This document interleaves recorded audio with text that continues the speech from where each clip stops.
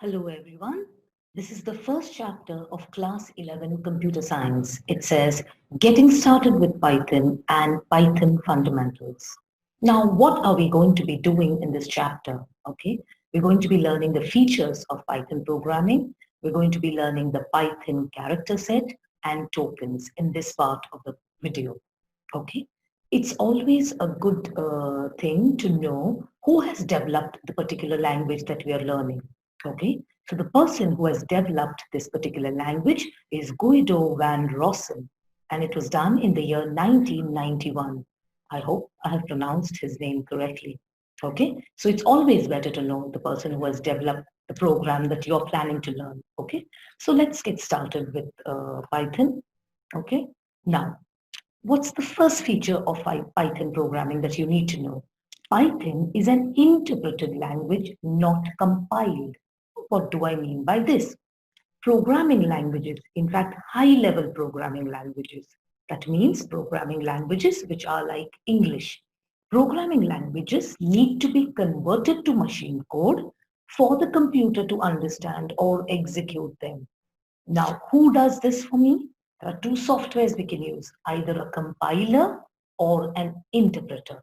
Some programming languages make use of the compiler, like C++, whereas some programming languages make use of the interpreter, like example is Python. So Python makes use of an interpreter to convert your program into machine form so that the computer understands. Okay, you can find out the difference between the interpreter and compiler if you search for it. Okay, but the role of both interpreter and compiler is the same, is to convert your high level language to its machine form. The way they convert is different, and you must have learned in your lower classes.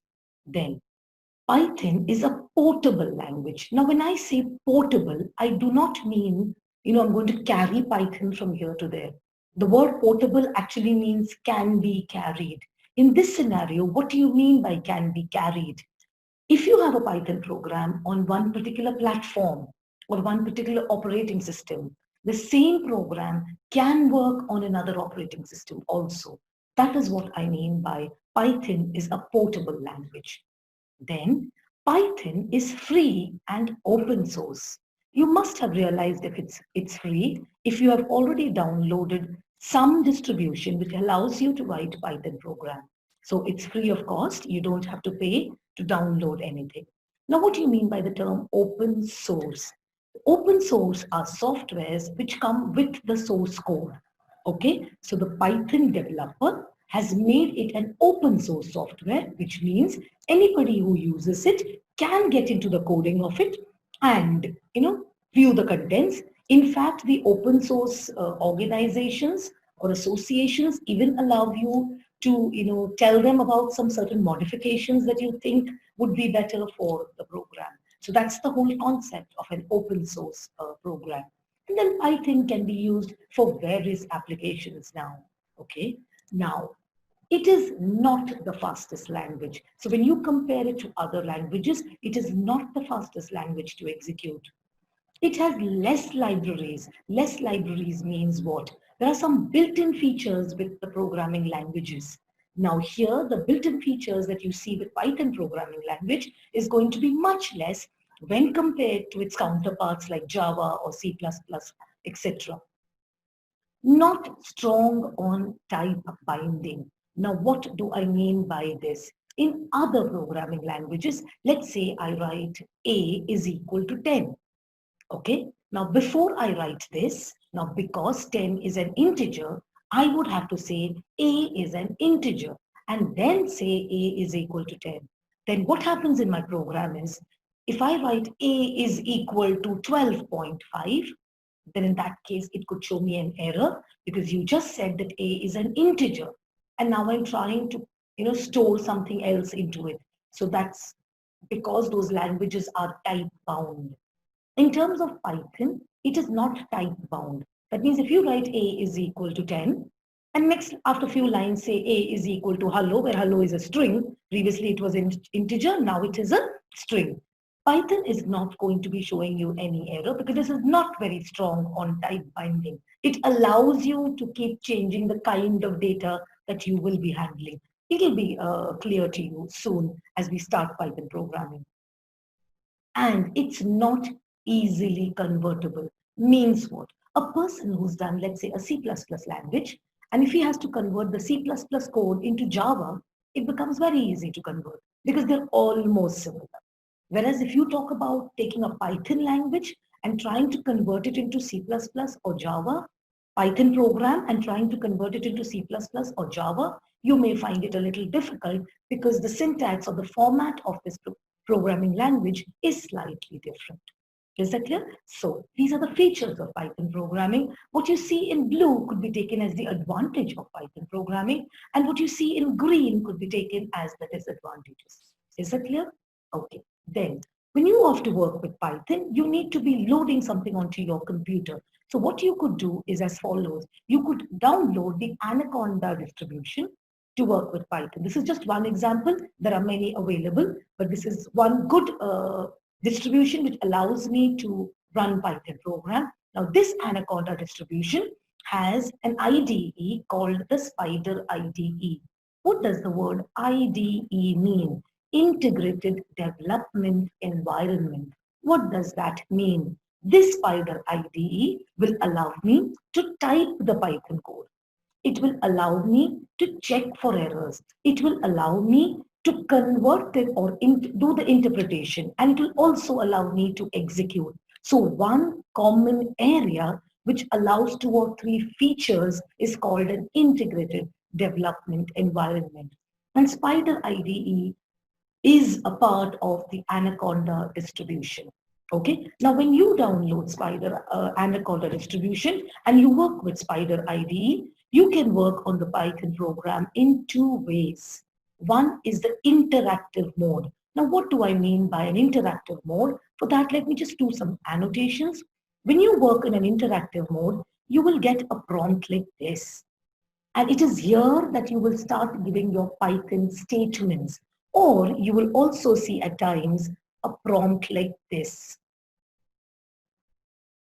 Okay, so it's here that you will be giving your Python statement, or here that you'll be giving your Python statements.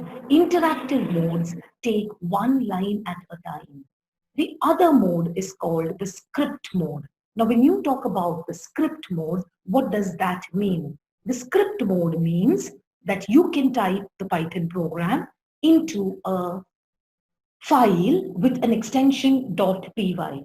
So that makes it a script mode. You can type the entire Python program into a file and name it with the extension .py and then execute this script file. Okay. So interactive mode allows me to, execute only 1 line at a time, 1 Python statement at a time. Whereas in a script mode, I can type down multiple lines at a time and then execute the program. Is that clear? Okay, so let me just clear my annotations here before I take you to the next screen. Okay, now we're going to enter into, so that was how you get, how do you download, from where do you download Python and how do you work with Python? Those were the basic things given to you. Now we're starting with Python fundamentals. The first one that you need to know is Python character set. Now, what does a character set mean? If I ask you, what's the character set of the Hindi language? What will you tell me? You will say the character set of Hindi language looks like something like this. I'm just giving you an example. You have you have E. I'm just giving some of the examples. Okay. You have Ch. So what does this mean? These are all the characters that can be identified by the Hindi language. If I ask you what's the character set of English, you will say all alphabets from A to Z and some commas and codes and things like that. Okay. Now, what do I mean by Python's character set? Python's character set also means the same thing. The characters that can be recognized by this particular language. So what are the characters that Python can recognize? In fact, it can recognize all alphabets, uppercase as well as lowercase. It can also recognize digits from 0 to 9 and some special symbols that you will see as you get into programming. Is it clear? Okay. So the next thing that you need to know is What are tokens? So the second thing that you need to know is what do you mean by tokens? Now, what's a token? A token is the smallest unit of a program, which means if I have a program and I break it up into or dissect it, each element that you see there in the program is a token, but of a different kind, In biology, we say the cell is the smallest unit of a living thing, correct? So similarly, token is the smallest unit of a program. It could either be a keyword. Now, what do I mean by keywords? Keywords mean reserved words. We'll go into details a little later. It could be identifiers, it could be literals, it could be operators, or it could be punctuators. So if I open up a complete program and dissect it and look at each element of the program, it will be under the category of one of these tokens: keywords, identifiers, literals, operators, or punctuators. Let's learn each of them one at a time. First, keywords. Keywords are nothing but some reserved words. They have a special meaning. For example, if I use the keyword break, okay, in my program, this break has a special meaning attached to it. The interpreter exactly knows when it comes across a break, what does that mean? Now, for example, I'm just telling you, if you use a break in a loop, though it will not make sense to you, but I'm just telling you, if you use a break in a loop, it stops executing the loop because that's the role of break and gets you out of the loop. So, which means this word break had a special meaning attached to it. Now, if you wish that break does something else, it wouldn't, because keywords are reserved words and they convey a special meaning to the interpreter. They will tell exactly the interpreter what has to be done when you come across such keywords. And these are just few of some of the keywords. You are going to be learning a lot more keywords as you progress learning the Python language. Next we'll see is identifiers. Now, identifiers are basic building blocks of your program, and they are names given to different parts of your program. Now, you might think, what do you mean by names given to different parts of a program? Okay, let's take a mathematical question. It says, calculate the area of a rectangle where the length is 5 centimeters and the breadth is 7 centimeters. Okay, so when this question is given to you, what is the first thing you do? You write L is equal to 5, B is equal to 7. Now, L and B are just terms used by you as an individual. Another student could write length is equal to 5, breadth is equal to 7. Another student could write LEN is equal to 5, BRE is equal to 7.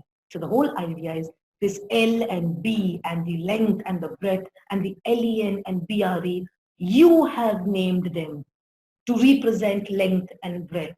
So this is exactly what the program does, or the programmer does. He names certain parts in my program, but while naming it, so all these things that you mentioned now were basically identifiers according to the Python program. But when you're giving names to identifiers, there are certain rules that you need to follow. Now, what are the rules that you need to follow? The first rule says, when you name an identifier, the identifier name can consist of only alphabets, digits, and underscore, which means I cannot write length star is equal to 5 centimeters. You can't, because an asterisk sign is not allowed. The name, the identifier, can only consist of alphabets, digits, or underscore. So when you're naming, you need to know this very well. Next, it says it cannot begin with a digit. So suppose you have length of two rectangles. You call it as length 1, length 2, fine. But if you write it as 1 length, 2 length, numeric value 1 and numeric value 2, it's not going to allow you, because where identifiers cannot begin with a digit. Clear? Okay. It cannot be keywords. Suppose I wanted to store the length and the breadth or anything else. I cannot say break is equal to 5 centimeters. because break is a keyword. It has a special role to play. So you can't use it as an identifier in your program. Next, can be of any length means what? You remember the first child wrote LNB, the second child wrote length and breadth, the third child wrote LEN and BRE. It can be of any length.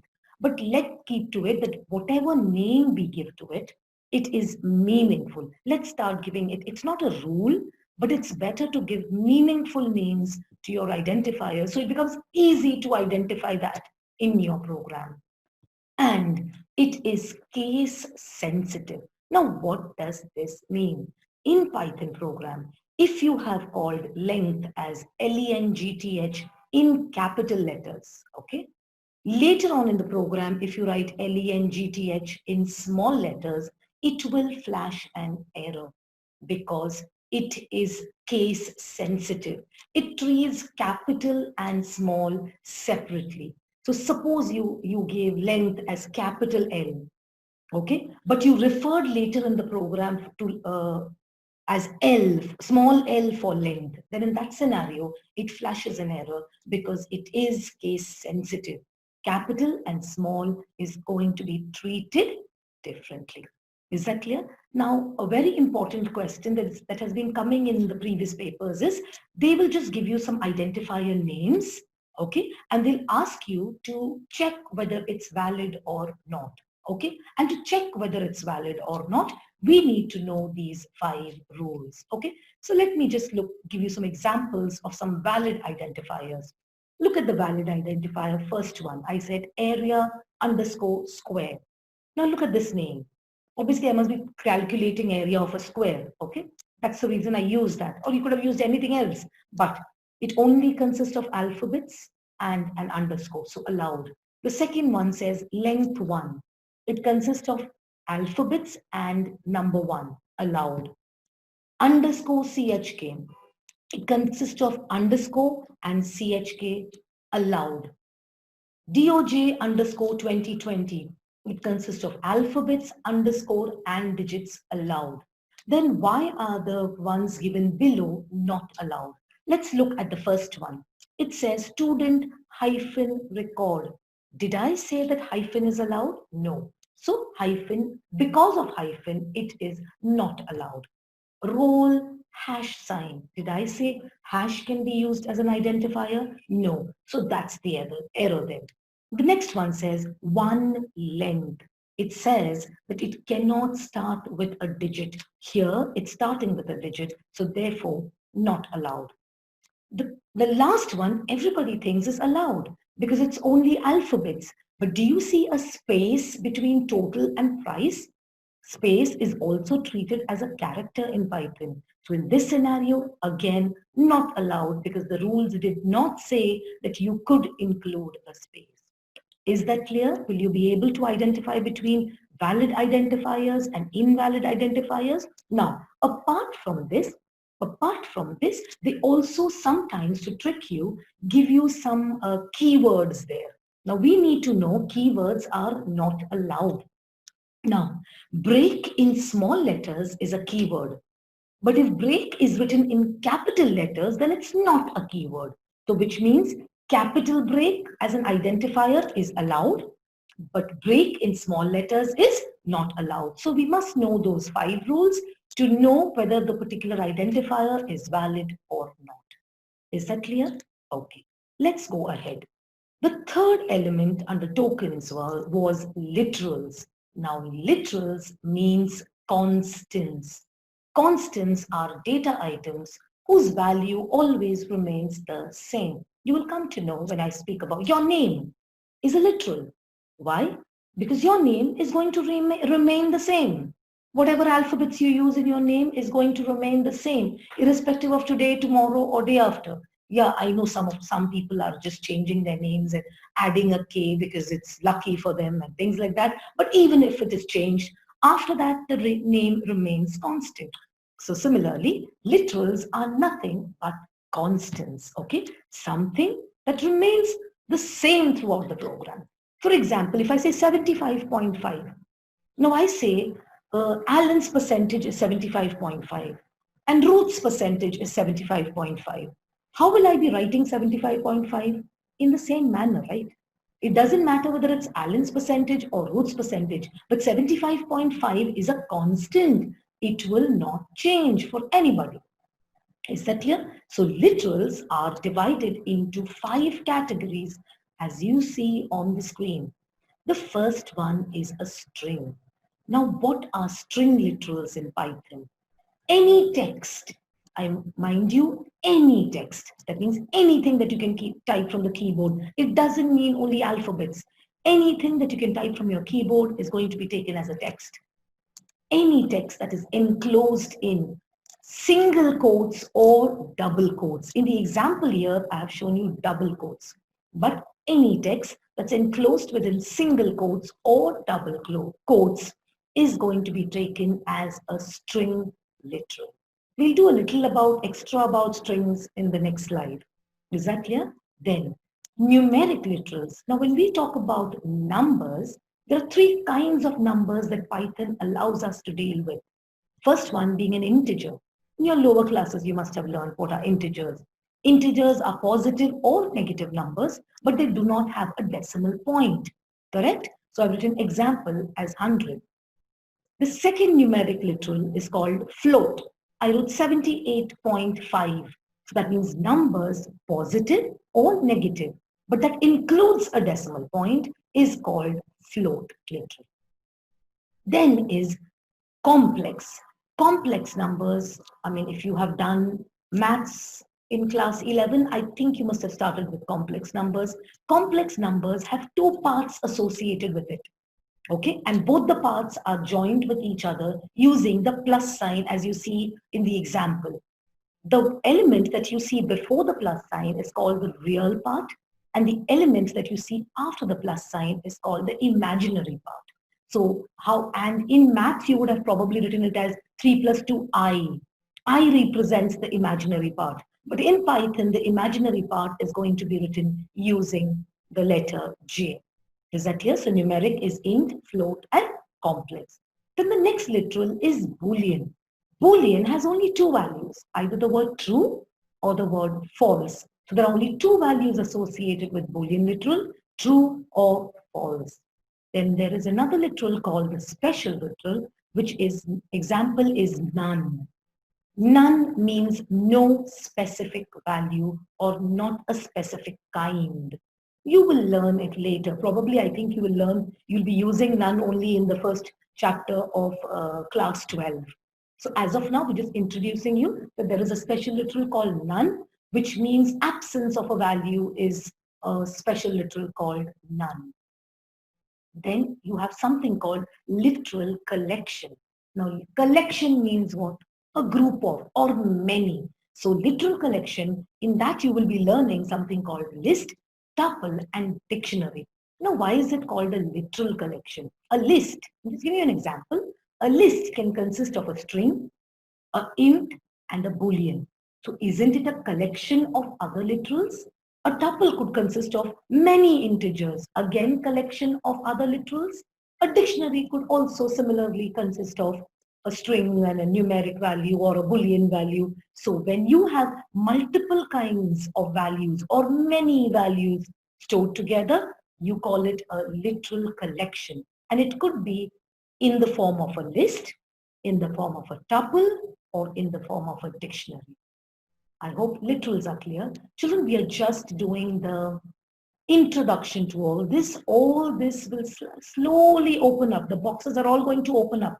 And you'll exactly come to know that what we are talking about and how these are used in the program. So these are just the basic things that I need to tell you before we actually jump into programming. Is that clear? Now there are a few things that you need to know about strings. Just to repeat, I said strings are anything that's enclosed within single quotes or double quotes. Now you will see various things here. And a string means any character that can be typed from the keyboard. That means a string can consist of alphabets, can consist of digits, can consist of hash, dash, star, brackets, whatever. Everything is going to be treated as a string. Okay. Now there are 2 types of strings that is supported by in Python. The first one is a single line string. Suppose you're writing a string, okay? And that string, like for example, in this, all the best for your exam, this is a small string. So I can fit it on a single line. And I enclose it either in double quotes or single quotes. Now, this is called a single line string because it has ended on one particular line. But what if you have, and that's the remark of for a student, let's say, this is a remark given by the, so that your remark is your identifier, okay? We'll come to it a little more later, but remark is your identifier, like length is equal to 5 we wrote. I'm saying remark is equal to all the best for your exams. So this is the message written by a teacher. And let's say this message is only across a single line. So it can be represented like this. But what if you have multi-line strings? Now, what do I mean by multiple line strings? That means I have like a 2 or 3 lines as a remark and not just a single line. Then how do you write multiple lines of strings in Python? How does Python know that, is it a single line will looks easy, but how do you write multiple lines of strings? There are 2 ways of writing multi-line or multiple line string. The first method is by adding a backslash at the end of each line. Now here, I have an identifier named as text1. And what do I want to store? I want to store the message, hello user. Now you might think hello user is such a small word. Why did I have to write it on 2 lines? Correct. I could have written it on 1 line. I just wanted to show you an example. So you just imagine that this had a big paragraph. Hello, blah, blah, blah, blah, blah, blah. And then comes the word user. Okay. Then in that scenario, if I have to write multiple lines, or if I want to break the lines into different, break the string into different lines, then I could put a backslash at the end of the first line, go to the second line, type your string. If it doesn't get over there, put a backslash, go to the next line and continue. So you can keep putting backslashes and move ahead. If you don't put a backslash and if you just move ahead, assuming that, okay, the interpreter will know that I'm continuing, no, then in that case, it will tell you an error or point out an error there. Is that clear? And remember, here I've used single quotes. I told you strings could be written in single quotes or double quotes. Another way of writing multiple line strings is not using single quotes or double quotes, but triple quotation marks. It could be triple quotation marks or triple apostrophes. Now, what do I mean by that? Triple quotation is those 2 quotes. So 2 quotes, 2 quotes, 2 quotes, 3 times make it triple quotation. Or apostrophe is that single quote. So if I write single quote, single quote, single quote, it is going to be, and in this example below here, I've not used quotation marks, I've used apostrophe. 3 apostrophes, making it a triple apostrophe. So now if you have to write a multiple line string on different lines, you could either make use of this method, triple apostrophe or triple quotation marks. Here I've shown you triple apostrophe. Then in this scenario, you don't have to put the slash. You keep writing the line, go to the next line, go to the next line, go to the next line. When you're done, if you've started with triple quotation marks, you end with triple quotation marks. If you started with triple apostrophe, then you end with triple apostrophe. So whatever you have written, this multiple line of text will be stored or will be taken under the identifier named as str2. Mind you, in both the examples, my strings were really small. So don't think, why is ma'am doing that? I'm just showing you an example that if you had strings which, which go across multiple lines, then how do I write it? Either by putting a slash when I started with single quotes or double quotes, or if I'm using triple apostrophe and triple quotation marks, then I can put it on different lines, without any slash or hash or dash and end it with triple quotes. Clear? Okay. Let's move ahead with some few more things. Now, your text that you're talking about or your strings can consist of some escape sequences also. These escape sequences mean slightly different things in Python. Okay, and I will show it to you in the examples ahead. So what are there are a couple more of escape sequences. You are expected to know only these 5, 6 escape sequences. Okay, so you have an escape sequence called /t. So if /t is a part of your string, for example, it's hello /t user. Okay, it doesn't mean slash t means display or it's a part of the string. It means it's an escape sequence, that slash t has a purpose in the string, or the slash v or the slash n. So any of these escape sequences can also be a part of your string. But what you need to understand is, if it is a part of your string, if it is a part of your string, then it is treated as a single character. Now, for example, hello. If I ask you how many characters are there in hello, you will write HELLO, which means 5 characters. But suppose I write hello slash t. Okay, if I wrote hello slash t as the string, so you have HELLO slash and t, no. Slash t taken as one character, which means it is 6 characters. So if you use any of these escape sequences as a part of your string, it will be treated as a single character and it has a role to play. Now, for example, if you write slash and double quotes, okay, it would mean that you are talking about double quotes, because remember, your string begins with a double quotes. Just to make you understand, let me just type something for you here. Okay, you're typing your string as HELLO, and now within the string I want a double quotes and I say bye. Okay, now, so within, that means between hello and bye, I want a double quotes. But then what happens in this scenario is, the minute the interpreter sees this particular quote, it will assume that's the end of the string, because strings begin with double quotes and end with double quotes. And then it will flash you an error message for the remaining part of the string. So to avoid that, I don't want double quotes to be treated as the string's double quote, but just any character. I could put a slash double quotes. So slash double quotes means the string consists of HELLO double quotes BYE. So here the double quotes is not talking about beginning and ending of string, but it is talking about being a part of the string. So if you have single quotes, double quotes as a part of the string, then you will write it with the escape sequence slash with the quotes. Is that clear? Okay, but some ask me, what if I want to write single quotes? Is that allowed? It is. Now in this scenario, it won't be an issue. Reason being, how did you start writing your string? In double quotes. So obviously, how will you end writing your string? In double quotes. So now this double quotes here is going to be posing no issues for me, because that's just a part of the string. But if your string started with single quotes, then the quotes here, the single quotes here would result in, I mean, give me an error, because by would be outside the quotes. So what does by mean?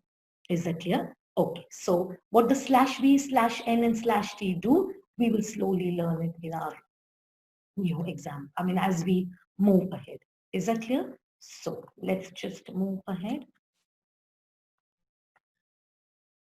Now, another important thing that you need to know is, what is the size of a string? Now, what do you mean by the size of the string? Very simple, the number of characters in the string. But be careful that if there is an escape sequence, that's going to be taken as a single character. Okay, so let's just look at some examples that I have given here. I've written A, B, C. So obviously, how many characters there? 1, 2, and 3. So the size of the string is 3. In hello, how many characters do I have? 5. So the size of the string is 5. Now pay attention here. I wrote slash slash, which means my string has only a single slash. So it's taken, if you saw the escape sequence in the previous slide, so it's taken as a single character. If I write just slash n, it is an escape sequence. So it's only a single character. If I write slash VA, slash V was an escape sequence, so one character, and A is the second character, the number is 12. Now, if you write Seema's pen, remember slash apostrophe will be taken as one character, and when you count up all this, you will get the string size as 11. Okay, now in the program, how do I know what's the size of the string that is specified in the program? In that case, we make use of a built-in function called len. So if you write len and if you write your string here, okay, it would tell you how many characters are there in the string. So you don't manually count it. The len built-in function does the counting for me. Now you need to remember from now onwards is whether I'm talking about built-in functions or whether I'm talking about functions that you will create as the first chapter of class 12, functions are always identified by these round brackets that I put after the name of the function. So the name of the function is len and it is followed by round brackets. Now you may have something in the bracket or you may not have, that we will see as we go ahead. So which is the first function that I'm teaching you now is a built-in function. Now built-in means what? It's already available with Python. You don't have to go and search for it. It's there. The name of the function is len, and what's the role of the function? Len function tells me how many characters are there in this particular string. Is that clear? Okay, so let me just clear my annotations before I go ahead. Next, we'll come to operators. Now, what is an operator? Example, you've seen operators, probably you don't know that it's called operators. In maths, a lot of operators we have seen. For example, if I write A plus B, what is plus? Plus is nothing but an operator. What is A and B called? It's called operands. Okay, so let me just, please excuse my handwriting. I'm using the mouse to. So A and B are called operands. The plus sign is called operators that you see here. And this whole thing is called an operation. The operators operate on the operands to perform an operation. Is that clear? So what are the different kinds of operators that you can use in Python programming? Here, I will be just naming the operators, but we will see each of those operators in details as we proceed. Clear? So let me just show you all the operators that we are going to be talking about. The first operator is the arithmetic operators. You know, addition, subtraction, multiplication, division, and some more. We will learn it soon. Then we have relational operators. You have used this also, greater than, less than, all that also in maths. But I think now on what you see, I don't think you have seen it before. We're going to see logical operators, which are and, or, and not. We're going to see assignment operators, which we just saw. We did see, okay, I have to tell you things in details. Didn't we write something called remark is equal to all the best for your exams? So you use the equal to operator already there. You may already, if I ask you what it does, you would tell me, but we will learn it soon. And then there is something called identity operators and membership operators. So all these operators are used in Python, and we are going to be learning each of them. Basically, the operators is chapter 2. Okay, so what the operators do and how they function is all chapter 2. We'll be seeing all of them in detail in chapter 2. Clear? Now, the last of the tokens. So let's just revise. Let's go back. When we said tokens, the first token we said was keywords. After keywords, we said identifiers. After identifiers, we had literals. After literals, we learned operators. And the last of the tokens is punctuators. Punctuators are nothing but some symbols that you can use in your program which have a specific significance. And I actually told you about a punctuator. I just told you the round brackets that we use.